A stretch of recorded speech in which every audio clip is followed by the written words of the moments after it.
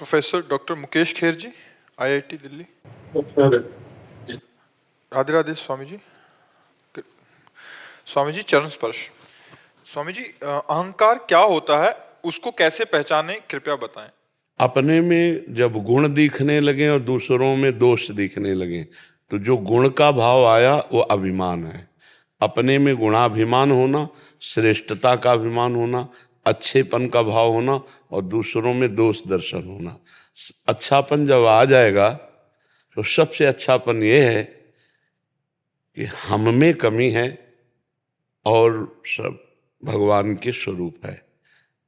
बुरा जो देखन मैं चला, बुरा न मिलिया कोय, जब दिल खोजूं आपनो तो हमसे बुरा न हो।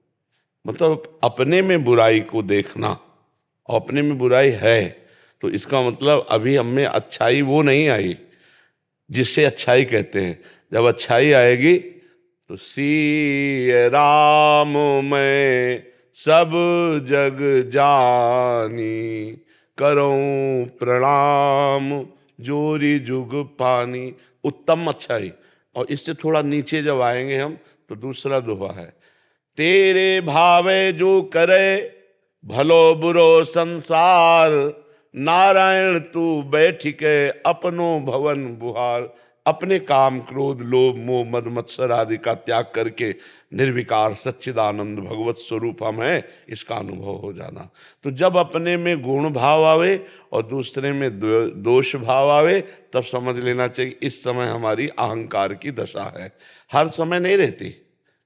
जैसे काम है, क्रोध है, लोभ है, तो मद है, ये हर समय नहीं रहते। भगवान ने कहा है कि आगमा पाइनो अनित्यास्तास्ति तिक्षस्व भारत, मात्रा स्पर्शास्तु कौन्तेय शीतोष्ण सुख दुखदा आगमा पाइनो।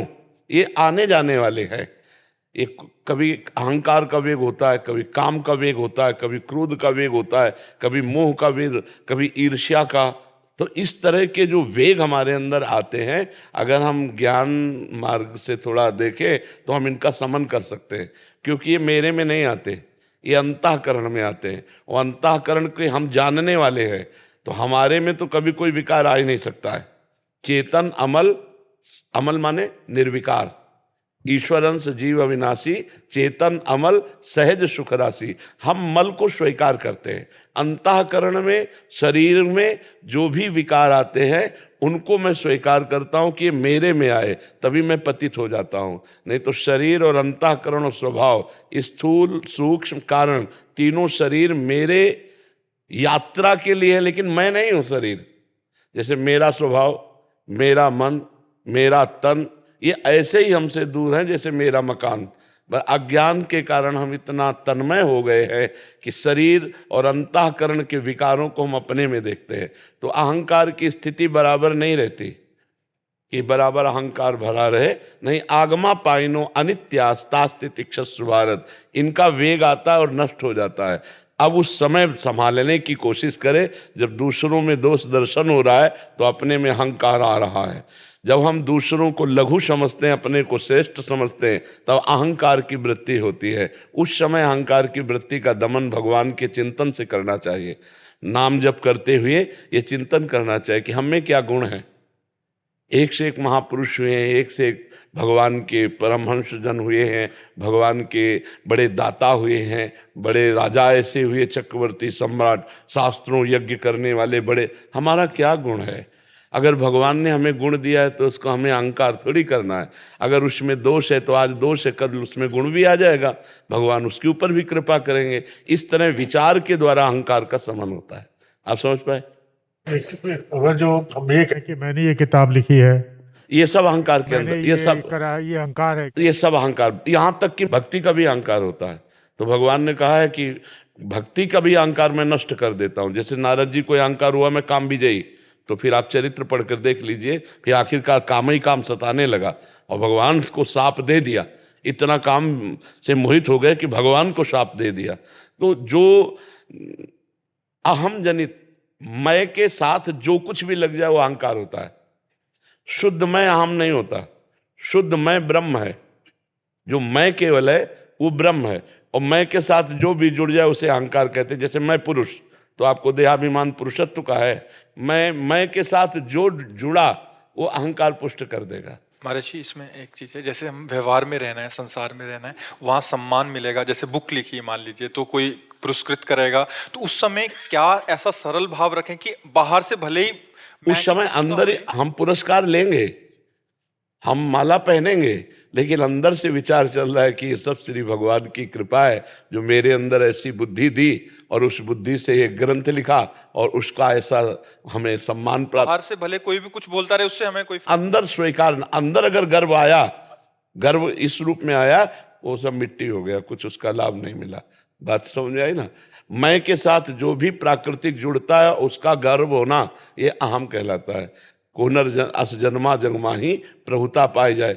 जो पद है उस पद का अहंकार होना, बोले इसे अपनी विद्वता का बहुत अहंकार है, बोले इसे अपने शरीर के बल का बहुत अहंकार है, बोले इसको धन का बहुत मैं के साथ जो जुड़ा, विद्या रूप महत्व कुल धन यौवन अभिमान, ये 6 चीजें अभिमान के लिए बहुत पुष्ट करती है। विद्या का अभिमान, रूप का अभिमान, जाति का अभिमान, कुल का अभिमान, समाज में महत्व का अभिमान, धन का अभिमान, ये 60 कंटक देखे जहां रहा न भक्ति निदान। ये 6 प्रकार का अहंकार जहां जागृत होता है वहां भक्ति महारानी कदम भी नहीं रखती है।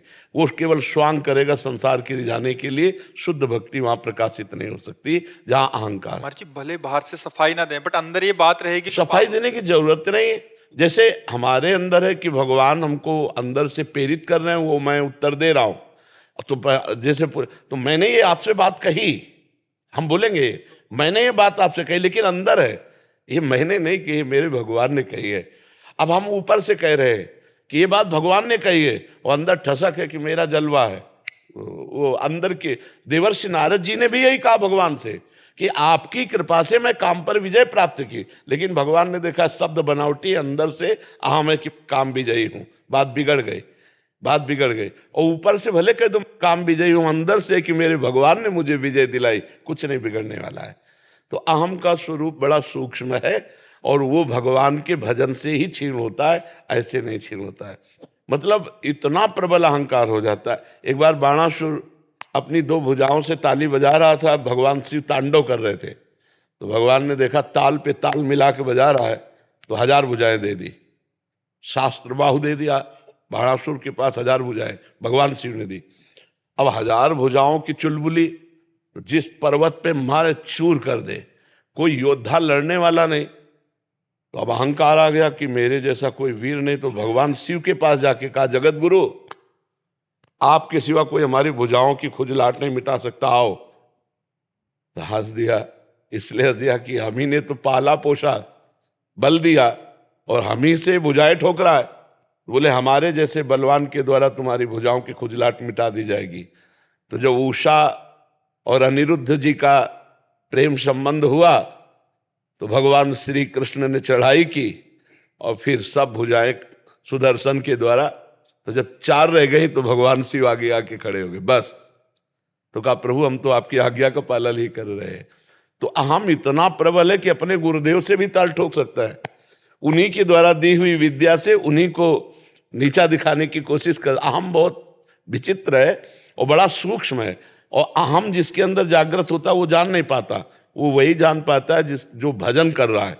भजन कर रहा है तो बीच में भजन आप बताता जाएगा कि इस समय आपके यहाँ अंदर अहंकार का वेग है, इस समय आपके अंदर काम का वेग है, इस समय आपके अंदर ईर्ष्या का वेग है। और भजन नहीं है तो बुद्धि मलिन होती है, वो निर्णय जल्दी नहीं कर पाती।